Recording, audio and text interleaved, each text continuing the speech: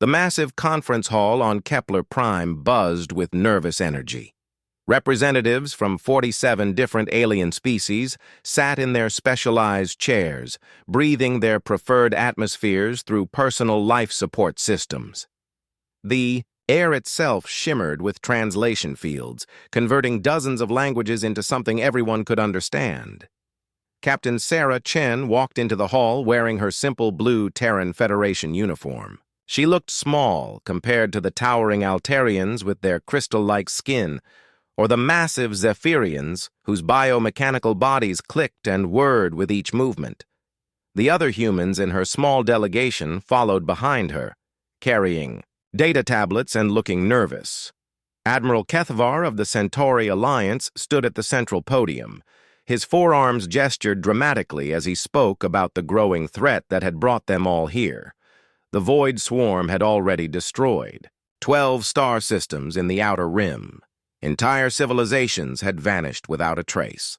We need every ship, every weapon, every piece of advanced technology our species can provide, Kethvar announced, his voice carrying through the translation systems. The Void Swarm represents a threat unlike anything we have faced before. One by one, the alien representatives stood to present their contributions. The Altarians showed holographic displays of their crystal ships, vessels that could channel pure energy into devastating beams. Their weapons could tear apart mountains from orbit. The crowd murmured with approval. The Zephyrian delegate's bioship writhed and shifted in the hologram, showing how it could adapt its weapons and defenses in real time. Our vessels learn and evolve during battle, the representative said proudly. They become stronger with each encounter. The ethereal collective presented ships that seemed to exist partially in another dimension. Their weapons could strike targets through solid matter, bypassing any known defense. Even the other advanced species looked impressed. When Captain Chen's turn came, the hall grew quiet. She walked to the podium with steady steps and activated her presentation.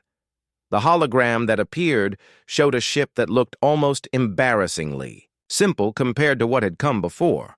The UES Defiance looked like something built in a scrapyard. It had thick, angular armor plating that seemed crude and heavy. Visible weapon mounts stuck out from its hull like ancient cannons. The ship's design looked like it came from humanity's early space age, not from a species ready to fight alongside the galaxy's most advanced civilizations. This is our contribution, Chen said simply. The UES Defiance. She carries the most advanced weapons and defense systems Earth can provide. A ripple of what could only be described as suppressed laughter went through the hall. Admiral Kethvar's facial expression suggested he was trying very hard to be polite. Captain Chen, he said carefully, we appreciate humanity's willingness to help, but are you certain this vessel represents your species' best technology? I am certain, Chen replied, keeping her voice level. One of the Altarian representatives stood up, their crystalline body catching the light. With respect to our human friends, this appears to be primitive projectile technology. Our intelligence reports suggest humans still use chemical explosives and kinetic weapons. More murmurs went through the crowd. The ethereal collective's representative floated slightly higher in their containment field. We mean no offense, but the galaxy moved beyond such crude methods millennia ago. Energy weapons, quantum manipulation, dimensional shifting, these are the tools needed for modern warfare.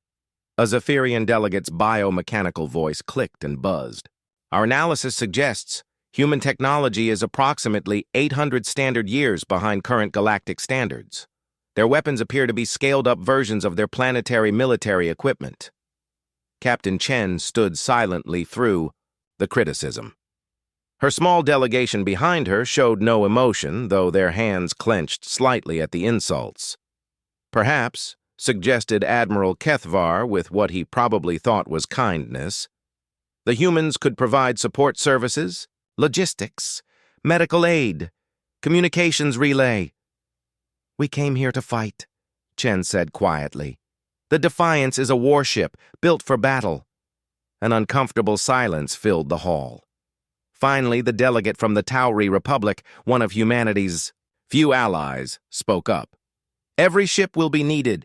Even if the human vessel cannot match our primary battle line, it could serve in a support role." Admiral Kethvar nodded quickly, obviously relieved to find a diplomatic solution. "Yes, excellent. The human ship will be assigned to the rear guard. They can provide covering fire and assist with evacuation duties if needed." The rear guard.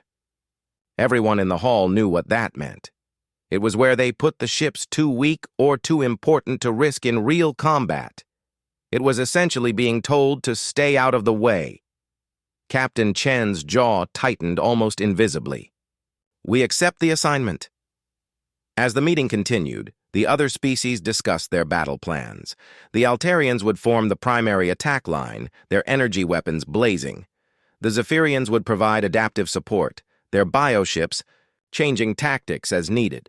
The ethereal collective would phase in and out of normal space, striking from unexpected angles.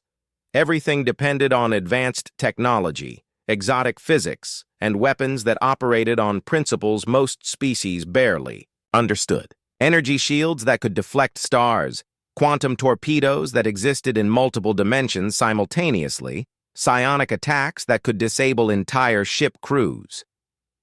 During a break in the proceedings, Chen found herself standing alone on one of the station's observation decks. Through the transparent aluminum, she could see the various alien fleets assembling. Crystal ships that sparkled like jewelry, bio-vessels that pulsed like living hearts, and ethereal craft that seemed to flicker in and out of existence.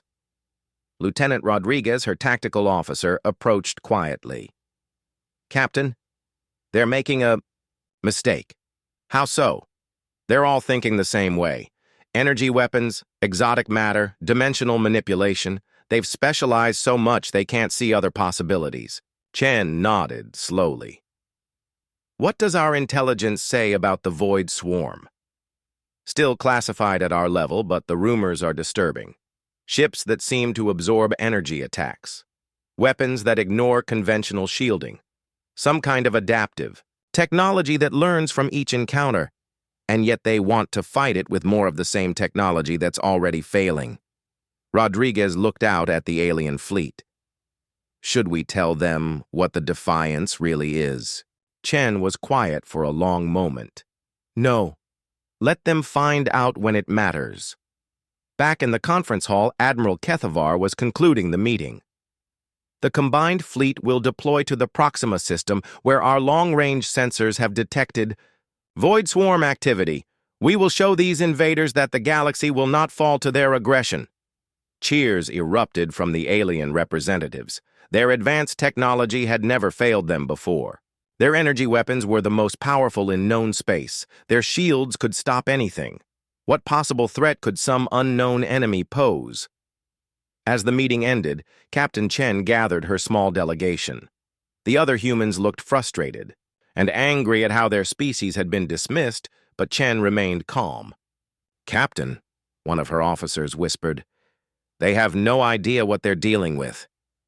"Neither do they," Chen replied, looking out at the alien ships through the station's windows. "But they're about to learn." The UES Defiance hung in space, among the rear guard vessels, looking crude and primitive next to the sleek alien warships. Its thick armor plating and visible weapon mounts made it appear like a relic from a more barbaric age. But appearances, as the galaxy was about to discover, could be very deceiving. The fleet began its journey to Proxima, carrying with it the hopes and advanced technology of dozens of civilizations.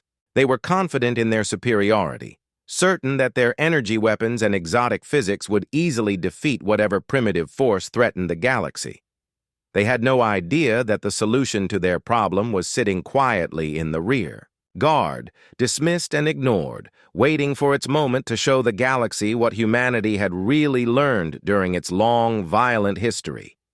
The Void Swarm was coming, and the galaxy was about to discover that sometimes the old ways were the best ways. 3 weeks after the meeting on Kepler Prime, the combined galactic fleet hung in space near the edge of the Proxima system. 47 different species had brought their best warships, creating a fleet unlike anything in recorded history. Crystal vessels from the Altarians caught starlight and turned it into rainbow patterns. Zephyrian bioships pulsed with organic life, their hulls shifting and changing constantly. The ethereal collective ships flickered in and out of normal space like ghosts. At the back of the formation, the human ships looked like metal boxes compared to the elegant alien vessels. The UES Defiance sat quietly among the other rearguard ships, its crude appearance making it almost invisible among the support vessels and medical frigates. Captain Chen stood on her bridge, studying the sensor readings. Her ship's equipment looked ancient compared to the quantum sensors and dimensional analyzers the other species used. Simple radar dishes, optical telescopes, and basic electromagnetic detectors gave the bridge a museum-like appearance. "Contact in 30 minutes," Lieutenant Rodriguez reported from his station. "Long-range sensors are picking up massive energy signatures moving through hyperspace." Around the fleet, alien captains were making final preparations. Energy weapons, charged with power that could crack planets. Shields powered by the energy output of small stars flickered to life. Quantum torpedoes that existed in 17 dimensions simultaneously loaded into firing tubes. Admiral Kethvar's voice crackled across the fleet communications. "All ships, this is Fleet Command. The enemy will emerge from hyperspace in approximately 25 minutes. Primary battle line, prepare for immediate engagement. Support vessels, maintain safe distance and prepare for rescue operations." Chen listened to the chatter between the alien ships. They were confident, almost excited. Many of their species had never faced a real threat to their advanced civilizations. This would be their chance to prove the superiority of their technology. "Captain," Rodriguez said quietly, "our passive sensors are picking up something the others are missing." "What kind of something?" "The energy signatures from the approaching ships. They're not just powerful. They're wrong somehow, like they're absorbing background radiation instead of emitting it." Chen frowned. The human sensors were primitive compared to what the other species used, but sometimes simple equipment picked up things that advanced systems missed. "Any theories?" "Just a feeling. But if I had to guess, I'd say these ships are designed to eat energy." Before Chen could respond, space itself seemed to tear open. Massive rips in reality appeared at the edge of the system, and through them came the void swarm. The enemy ships were like nothing anyone had ever seen. They were black, but not the black of empty space. They seemed to absorb light itself, creating holes in the visible spectrum. Their shapes were wrong somehow, as if they existed partially outside normal dimensions. Tentacle-like extensions writhed from their hulls, and weapon ports that looked like hungry mouths opened and closed along their sides. "By the ancient lights," whispered one of the Altarian captains over the open channel. "What are those things?" Admiral Kethvar's voice cut through the shocked silence. "All ships, attack formation. Primary battle line, advance and engage. Show them the power of galactic civilization." The Altarian crystal ships moved forward first, their hulls blazing with stored energy. Beams of pure light lanced out toward the void swarm vessels, carrying enough power to melt asteroids. The weapons struck the enemy hulls and simply vanished, absorbed without any visible effect. "Impossible," breathed the Altarian fleet commander. "Our weapons are being completely negated." The Zephyrian bioships tried next. Their adaptive weapons shifted through different energy frequencies, from gamma rays to exotic particle beams. Each attack was absorbed as easily as the last. The bioships began adapting, their hulls changing to try different approaches, but nothing worked. The ethereal collective ships phased into dimensional space and fired their reality-piercing weapons. The attacks passed through the void swarm ships without any effect, as if the enemy existed in all dimensions simultaneously. "This is impossible!" Admiral Kethavar's voice was strained. All weapons ineffective. All weapons completely ineffective. The Void Swarm began to respond. Weapons that looked like living things emerged from their hulls and fired back. The attacks weren't energy beams or particle streams. They were something else entirely, black streams of nothing that seemed to tear holes in space itself. The first Altarian ship to be hit simply stopped existing.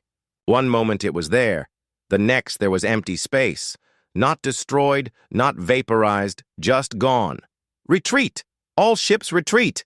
Admiral Kethvar screamed across the communications. But the Void Swarm was faster than they looked. The alien ships swarmed forward like hungry predators, their weapons reaching out to consume everything in their path. A Zephyrian bioship tried to adapt its defenses, but the enemy weapon passed through every shield configuration and ate the vessel from the inside out.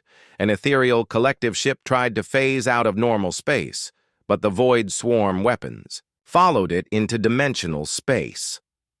The ship's death scream came from multiple dimensions at once. From the rear guard, Captain Chen watched the slaughter through her simple optical telescopes. The most advanced fleet in galactic history was being torn apart like paper. Every exotic weapon, every advanced shield, every technological marvel that had taken millennia to develop was useless against this enemy.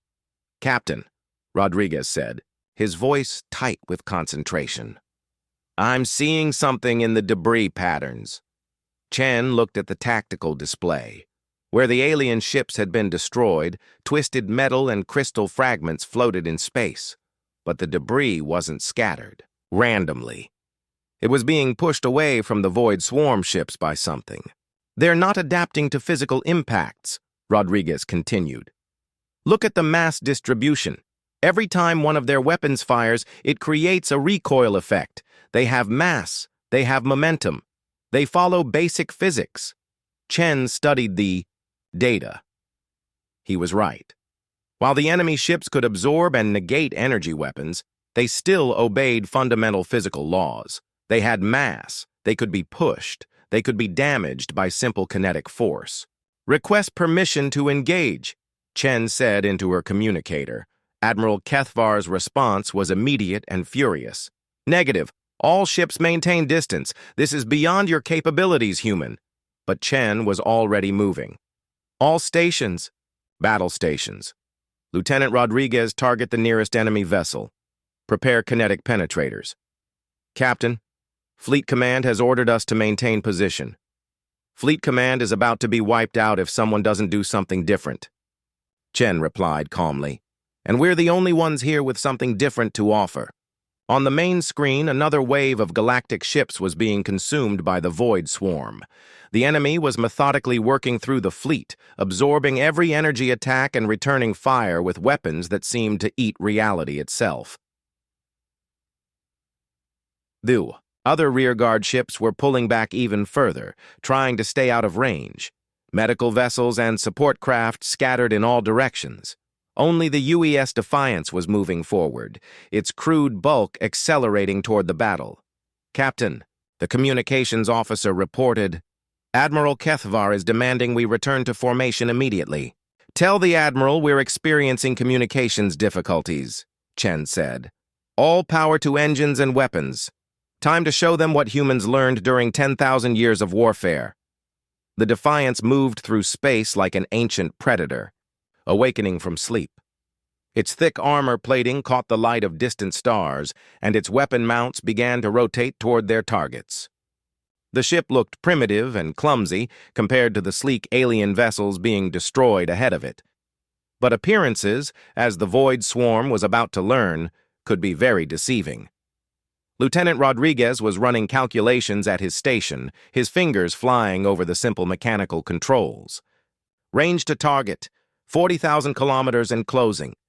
Kinetic penetrators loaded and ready." "What's our target's estimated mass?" Chen asked. "Based on gravitational effects, approximately 2 million tons. Chen smiled grimly. "Perfect. Fire. When ready." The Defiance shuddered as its first weapon discharged. To any observer, it looked like the ship had fired some kind of primitive projectile. Nothing fancy, Nothing exotic, just a simple piece of metal moving very, very fast. The tungsten. Rod struck the Void Swarm ship at 15% of light speed. The results were immediate and devastating. The enemy vessel, which had absorbed enough energy to power a star, crumpled around the impact point like aluminum foil. Secondary explosions rippled through its hull as the kinetic energy transferred into heat and destruction. For the first time since the battle began, a Void Swarm ship had taken damage. Across the fleet communications, shocked silence replaced the sounds of panic and destruction. Everyone was staring at the primitive human ship that had just accomplished what their most advanced weapons could not. Impossible, Admiral Kethvar whispered. How did they... Captain Chen's voice cut across the channel, calm and professional. This is the UES Defiance. Enemy vessels are vulnerable to kinetic impact. Repeat, kinetic weapons are effective. All ships with physical projectiles engage immediately. The UES Defiance accelerated toward the Void Swarm ships as every alien captain in the fleet watched in stunned disbelief. The primitive human vessel had just destroyed an enemy ship that their most advanced weapons couldn't even scratch. Now it was diving straight into the heart of the alien formation, like a predator going after wounded prey. Captain Chen stood calmly on her bridge as proximity alarms began sounding throughout the ship. Mr. Rodriguez, begin weapons transformation. Sequence. Aye, Captain. Initiating combat configuration. Across the hull of the Defiance, panels that had appeared to be simple armor plating began to slide away. Hidden weapon mounts rose from concealed positions. What looked like crude projectile cannons split open to reveal sophisticated targeting systems. The ship's entire appearance was changing as its true nature was revealed. Lieutenant Rodriguez's fingers danced across his control panel. Captain, all weapon systems are online. Mass drivers at full power, kinetic penetrators loaded, and smart projectiles ready for launch. Excellent. Show me what we're really carrying. On the main display, a schematic of the ship appeared. The Defiance was no longer the crude vessel it had appeared to be. Hidden beneath its simple exterior was technology that represented humanity's unique approach to warfare. Mass drivers capable of accelerating projectiles to significant fractions of light speed, kinetic penetrators made from materials harder than any naturally occurring substance, smart missiles that were actually guided projectiles with enough artificial intelligence to think for themselves. The galaxy thinks we're primitive because we use kinetic weapons, Chen said to her crew. Let's show them what 10,000 years of throwing rocks has taught us. The first Void Swarm ship opened fire on the approaching human vessel. Its weapon, which had easily destroyed crystal ships and bio-vessels, struck the Defiance's armor. Plating.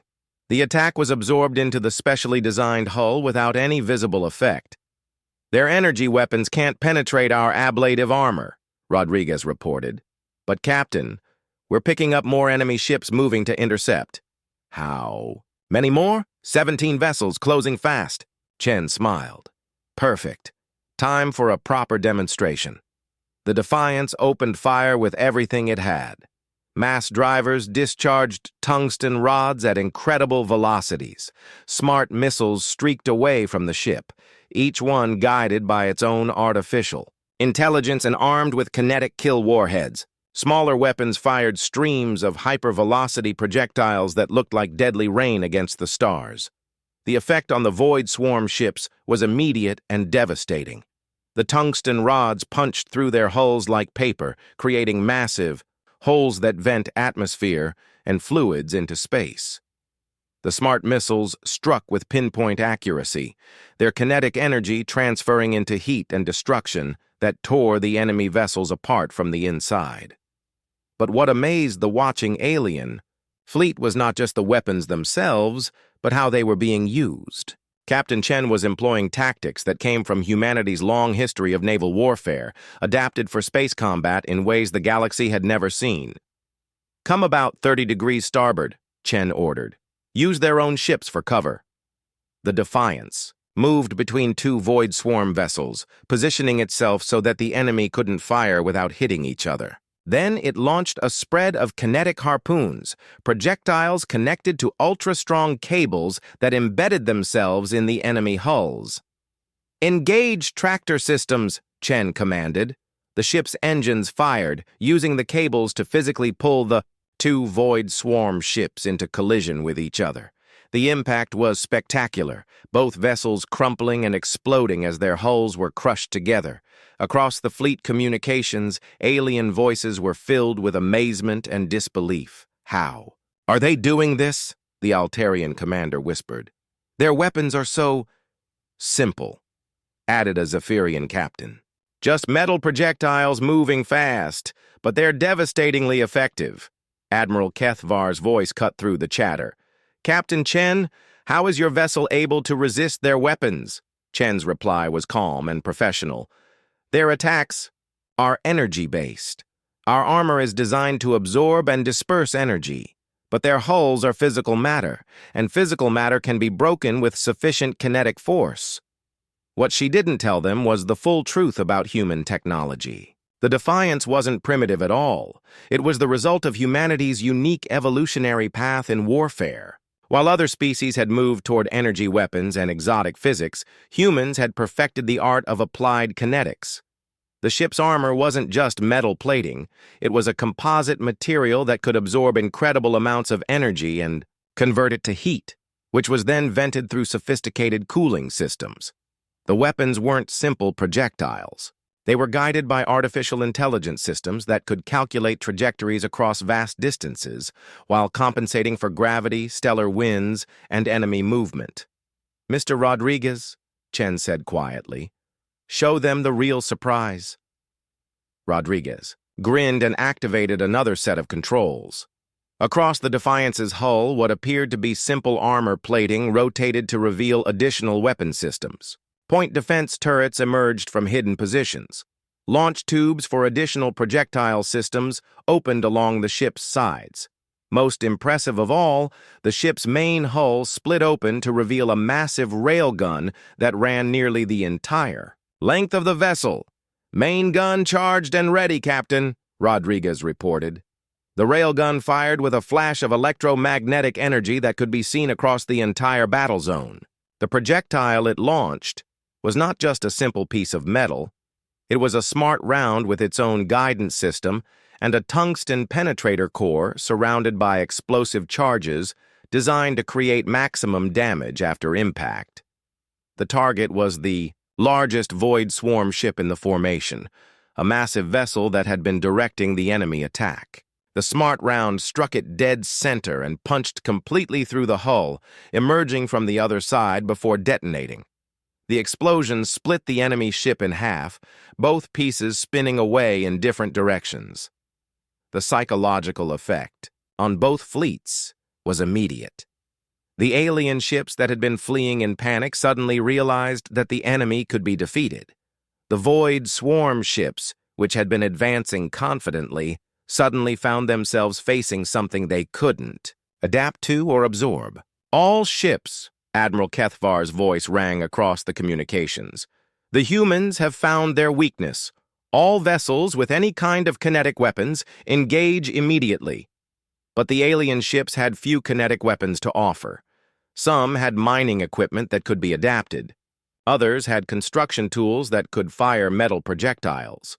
A few species still maintained traditional weapons for ceremonial purposes. But none of them had spent thousands of years perfecting the art of kinetic warfare like humanity had. The Defiance continued its deadly dance through the enemy formation. Chen used tactics borrowed from submarine warfare, surface naval combat, and even ancient land battles. The ship would disappear behind asteroids and debris, only to emerge with devastating surprise attacks. It used the enemy's own mass against them, creating situations where Void Swarm ships would collide with each other while trying to target the elusive human vessel. "Captain," Rodriguez reported, "we're being targeted by multiple enemy vessels. They're learning to coordinate their attacks." "How many?" "All of them." Chen looked at the tactical display. The remaining Void Swarm ships were indeed converging on the Defiance from all directions. Energy weapons that couldn't penetrate the ship's armor were still dangerous in large numbers. Even the best ablative plating had limits. Time for Phase 2, Chen said calmly. Phase 2? Rodriguez looked confused. Chen activated a communication channel that the aliens couldn't access, a quantum entanglement transmitter that connected directly to Earth Command. This is Defiance Actual. The package has been delivered. Request immediate deployment of Alpha Squadron. In the distance, space began to shimmer. The alien captains watched in amazement as new contacts appeared on their sensors. Not just one ship, but dozens. They seemed to materialize out of nothing, their stealth systems deactivating to reveal a hidden fleet that had been waiting for exactly this moment. Admiral Kethvar's voice was barely a whisper. Captain Chen, how many ships do you have? Chen's response carried across the fleet communications with quiet confidence. Enough. The new human ships were even more varied than the Defiance. Some looked like ancient submarines, built for stealth and surprise attacks. Others resembled aircraft carriers with launch bays already opening to release swarms of kinetic fighters.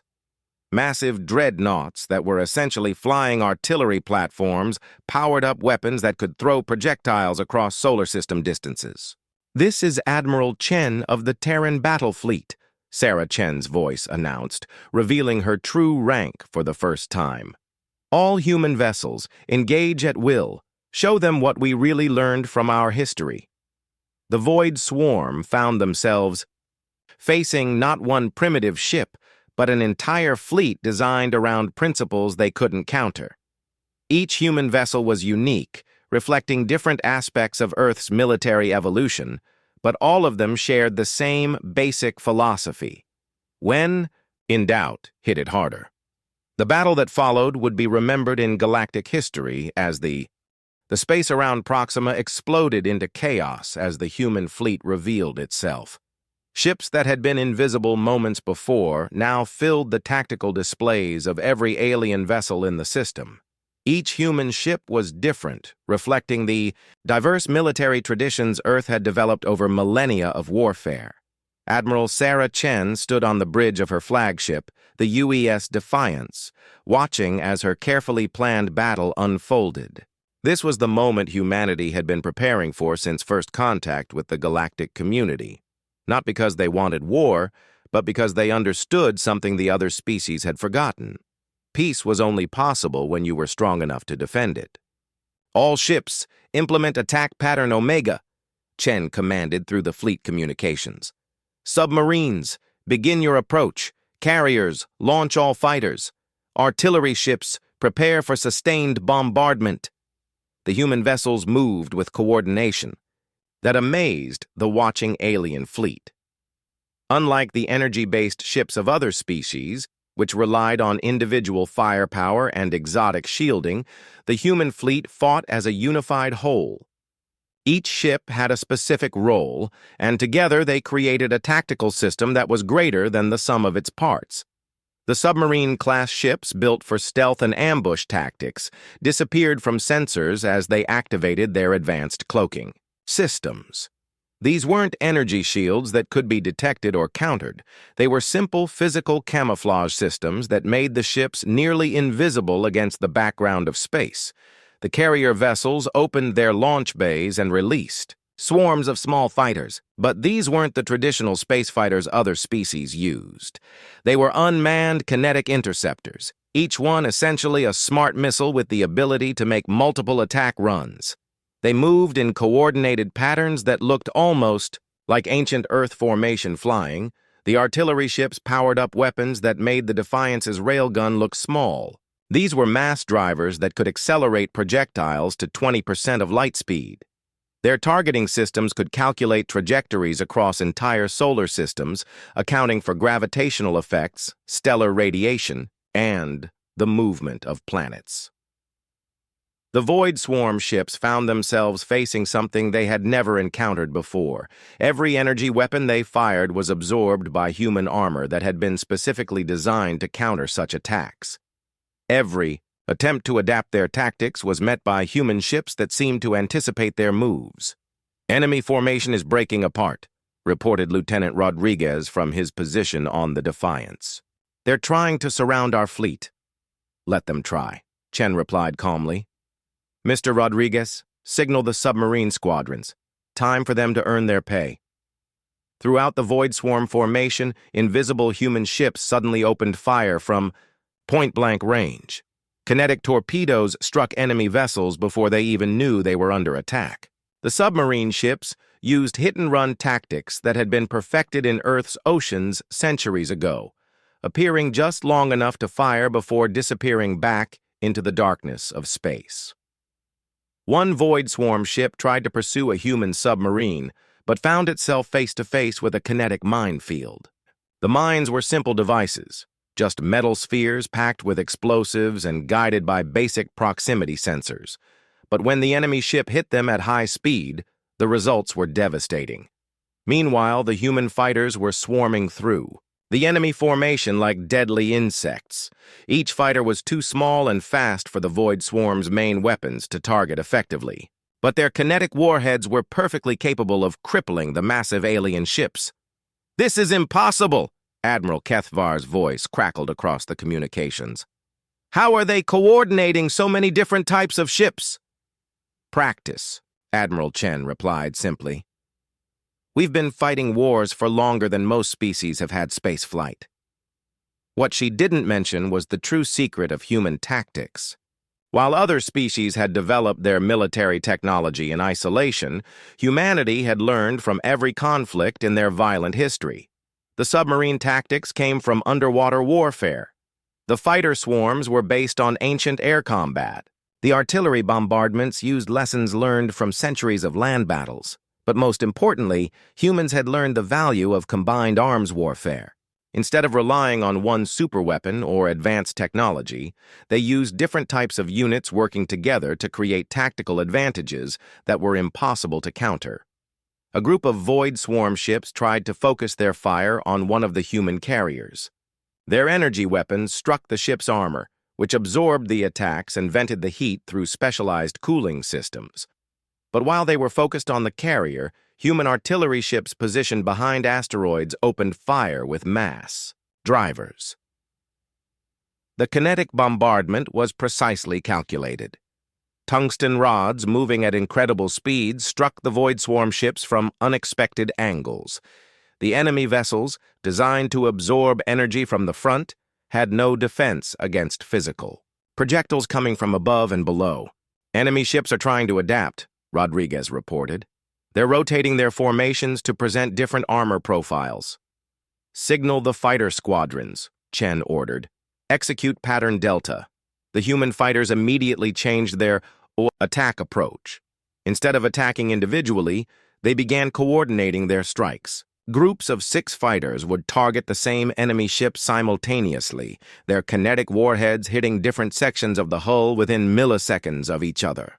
The combined impact overwhelmed the Void Swarm ship's structural integrity. Even massive vessels that could absorb the energy of small stars were torn apart by precisely coordinated kinetic strikes.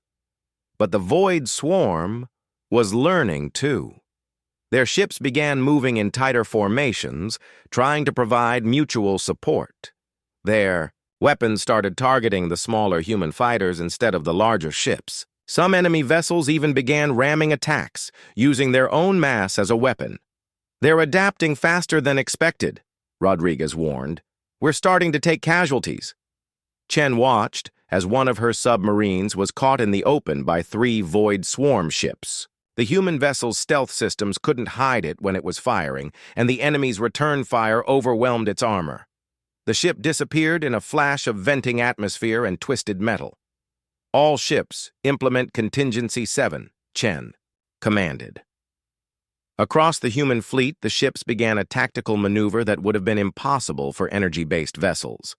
They started using physical objects as weapons. Asteroids were captured by tractor beams and accelerated to incredible speeds before being released at enemy targets. Debris from destroyed ships was collected and fired like shotgun blasts. Even the human ship's own spent ammunition casings were recycled into improvised projectiles. The battle became a three-dimensional chess game played at relativistic speeds. Human ships would use gravity assists from planets and asteroids to change direction suddenly. They would hide behind debris fields and emerge with surprise attacks. Some vessels even used ramming attacks, their reinforced hulls designed to survive collisions that would destroy other ships. "Admiral," the communications officer called out, "we're receiving a transmission from the Galactic Fleet. They want to know if they can help." Chen looked at the tactical display.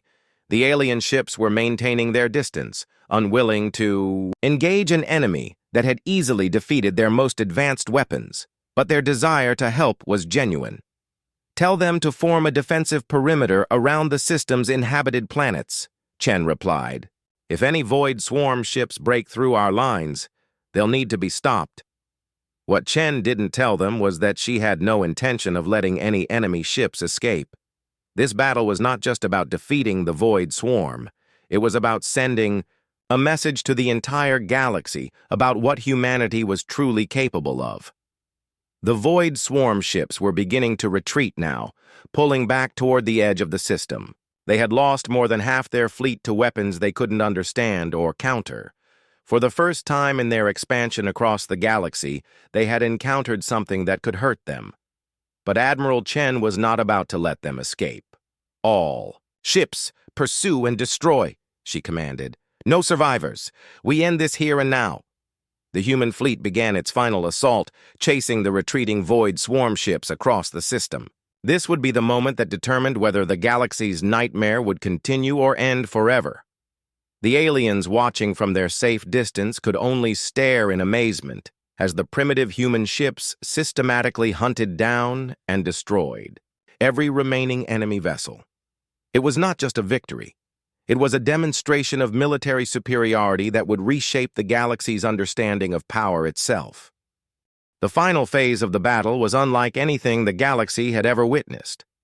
The retreating Void Swarm ships found themselves pursued by human vessels that seemed to ignore every rule of space combat the alien species knew. Where other fleets would have claimed victory and held their position, the humans chased their enemies across the entire system with relentless determination. Admiral Chen stood on the bridge of the Defiance, watching as her fleet systematically hunted down every remaining enemy ship. This was not just about winning a battle anymore. This was about making sure the Void Swarm understood that attacking inhabited systems came with consequences they could not survive. "Enemy formation is completely broken," Lieutenant Rodriguez reported. "They're scattering in all directions, trying to reach the hyperspace jump points." "Not acceptable," Chen replied calmly. "Signal all units. Nothing escapes." The human fleet divided into hunting groups, each one pursuing different clusters of fleeing enemy ships. The submarine vessels used their stealth capabilities to get ahead of the retreating Void Swarm ships and attack them from ambush. The fighters swarmed isolated enemy vessels like angry wasps, overwhelming their defenses with coordinated strikes. The artillery ships provided long-range support, their mass drivers reaching across millions of kilometers to strike targets with pinpoint accuracy. But it was the tactics that truly amazed the watching alien fleet. The humans fought like they had been doing this for thousands of years, which in a way they had. Every maneuver was based on military principles developed during Earth's long history of warfare, adapted for space combat, but fundamentally unchanged. "Look at how they coordinate," whispered the Altarian fleet commander to his bridge crew. "Each ship knows exactly what the others are doing without constant communication." "Their weapons are so simple," added a Zephyrian captain. "Just metal, projectiles, and kinetic energy. But they use them with surgical precision." Admiral Kethvar watched from his flagship as a group of human submarines cornered 3 Void Swarm ships near an asteroid field. The enemy vessels tried to use the asteroids for cover, but the human ships simply used the rocks as weapons. Tractor beams grabbed house-sized asteroids and hurled them at incredible speeds. The impacts shattered the Void Swarm ships like glass. "This is Admiral Kethvar to Admiral Chen," he transmitted. "How long have your people been planning this?" Chen's response was matter-of-fact. "Since the day we learned we weren't alone in the universe." What she didn't explain was the full truth. Humanity had always known that someday they would encounter something hostile in the vast darkness of space. While other species had assumed their advanced technology would protect them, humans had prepared for the possibility that they might face enemies who could counter their weapons. The solution had been typically human, instead of developing one perfect weapon. They had created dozens of different approaches to the same problem.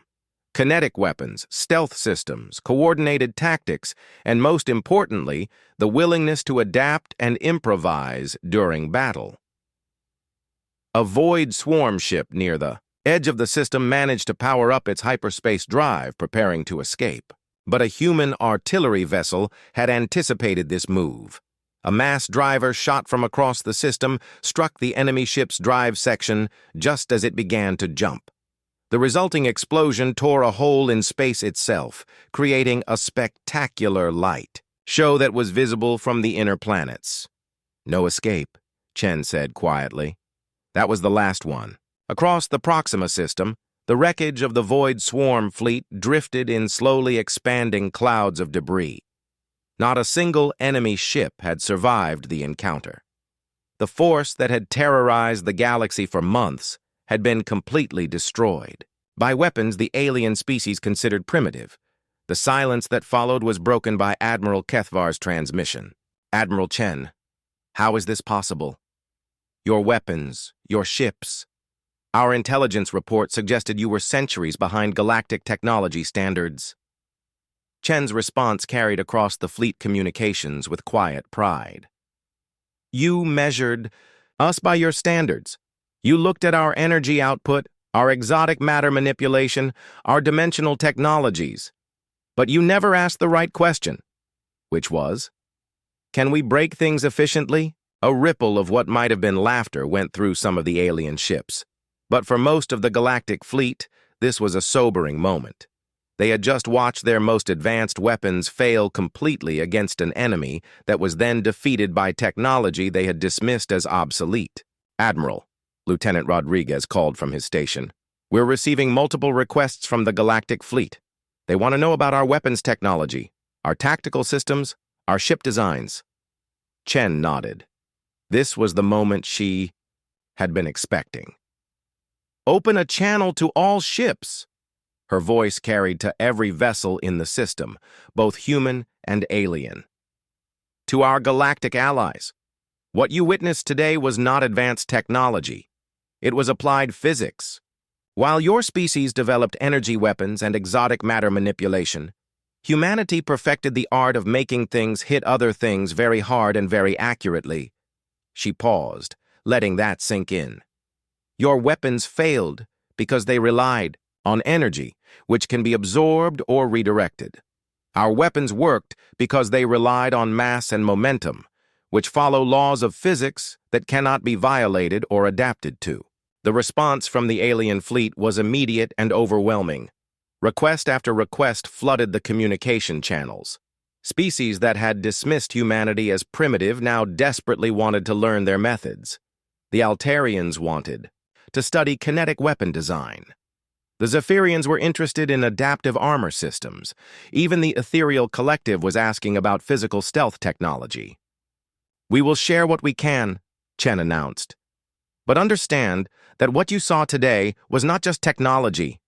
It was 10,000 years of human military evolution. We have been fighting wars since before we left our home planet. We learned from every conflict, adapted to every enemy, and perfected tactics that your species abandoned before you reached the stars." Admiral Kethavar's transmission was humble in a way that would have been impossible to imagine before the battle. "Admiral Chen, on behalf of the galactic community, I formally request that humanity take a leading role in our mutual defense. Your expertise is clearly needed." Chen looked around her bridge at the crew that had just changed galactic history. They were not superhuman or specially enhanced. They were simply humans who understood that sometimes the best way to solve a problem was to hit it with something heavy. "We accept," she said finally, "but understand that humanity fights to protect, not to conquer. We will share our knowledge with any species willing to learn, but we will also defend any species threatened by forces like the Void Swarm." As the combined fleet began the journey back to Kepler Prime, the conversation between ships focused on a new reality. Humanity was no longer the primitive newcomer to galactic civilization. They were the species that had solved a problem no one else could solve, using methods no one else had considered. The Defiance moved through space surrounded by alien vessels, whose crews now looked at the crude human ship with respect rather than mockery. The thick armor plating and visible weapon mounts were no longer signs of primitive technology. They were evidence of a completely different approach to warfare, one that had proven devastatingly effective. "Captain," Rodriguez said quietly. You think they'll really want to learn our methods?" Chen watched the alien ships through her simple optical telescopes. "Some will. Others will try to adapt our techniques to their own technology. But the important thing is that they understand the principle, which is that sometimes the old ways are the best ways. You just need to apply them with precision." The fleet reached the hyperspace jump point and began the transition back to normal space. Behind them, the Proxima system was safe, its inhabited planets protected by the sacrifice of crews from dozens of different species. But the galaxy now knew that when the next threat emerged, humanity would be ready. And more importantly, they would not be fighting alone. The primitive humans had become the teachers, and the galaxy's most advanced species had become their students. It was a reversal that would reshape interstellar politics for generations to come. The age of energy weapons and exotic physics was not over, but it would never again be the only answer to the galaxy's problems. Sometimes, as humanity had proven, the best solution was still the simplest one. Find the enemy and hit them with something very hard, very fast, and very accurately. The Void Swarm was gone, but the lesson they taught would endure forever.